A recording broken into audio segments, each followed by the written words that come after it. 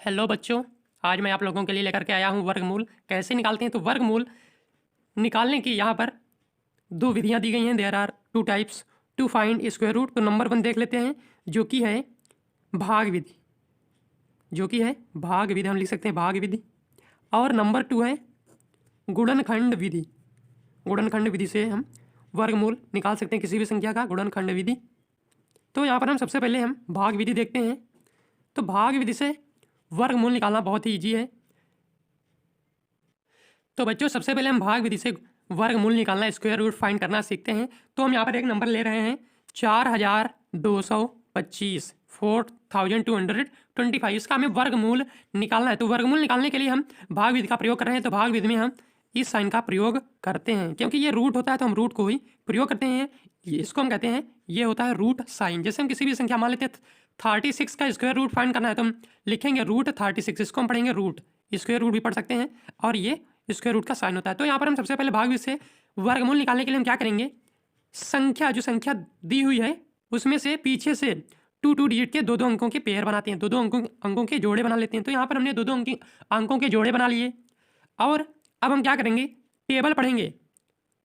जैसे 5 मान लेते हैं, जैसे हमें 5 का पढ़ना है टेबल, तो 5 यहाँ भी लिखेंगे और यहाँ भी लिखेंगे। 5 5 25, फिर 25 अभी इसके पास नहीं पहुँच रहा है, 6 का टेबल पढ़ेंगे। 6 6 36 नहीं, 7 7 49 ज़्यादा हो जा रहा है। तो हम यहाँ पर समझ गए हैं कि 6 6 36 तक ही जाएगा। अब हम क्या करेंगे, माइनस करते हैं।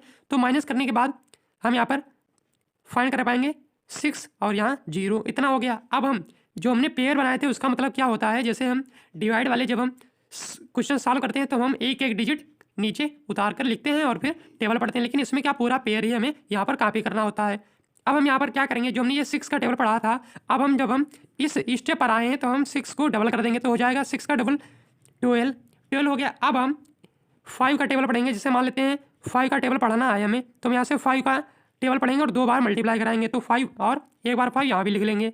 तो ये 5 5 जा 25, 2 बचा 5 2 जा 10 2 12 1 5 जा 5 1 6 आ गया 625। तो यहाँ पर अब हम जो यहाँ पर रिमाइंडर बचेगा वो 0। तो यहाँ पर हमने फाइंड किया कि 4225 का स्क्वायर रूट जो होगा, स्क्वायर रूट का साइन यहाँ पर लगाएंगे तो वो क्या होगा 65। ये हमने फाइंड किया भाग विधि से। अब हम इसी क्वेश्चन को समझेंगे गुणनखंड विधि से, जो कि आप लोगों ने छोटी कक्षाओं में पढ़ा होगा। नहीं पढ़ा है तो यहाँ पढ़ लीजिए गुणनखंड विधि किस प्रकार की होती है।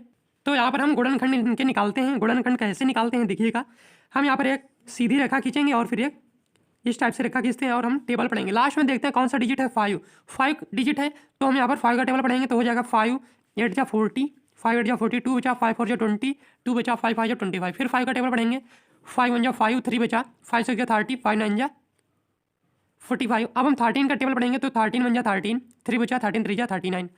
फिर एक बार 13 का टेबल पढ़ेंगे, हो जाएगा 13 1 जा 13।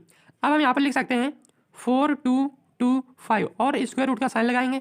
और हम यहाँ पर क्या करेंगे, इसको लिख लेंगे 5 इंटू 13 इंटू 13, इतना कर लिया। इसके बाद हम देखते हैं जो 5 इंटू 5, इसको हम लिख सकते हैं 5 का स्क्वायर इंटू 13 का स्क्वायर। जब हम रूट हटाएंगे तब क्या हो जाएगा, तब हो जाएगा 5 इंटू 13, तब हम लिख सकते हैं 13 5 जा 65।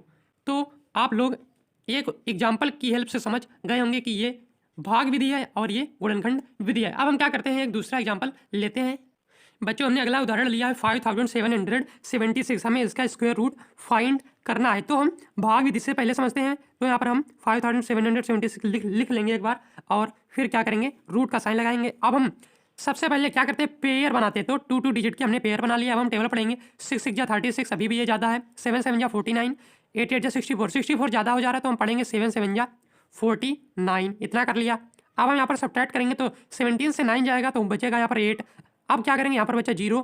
ये पूरा पेयर जो है इसको हम कॉपी कर लेंगे। अब यहाँ पर 7 7 का डबल करेंगे, हो जाएगा 14 हो गया। अब हम क्या करेंगे, यहाँ पर एक डिजिट लिखेंगे, वही डिजिट यहाँ भी मल्टीप्लाई करेंगे और वही डिजिट यहाँ पर।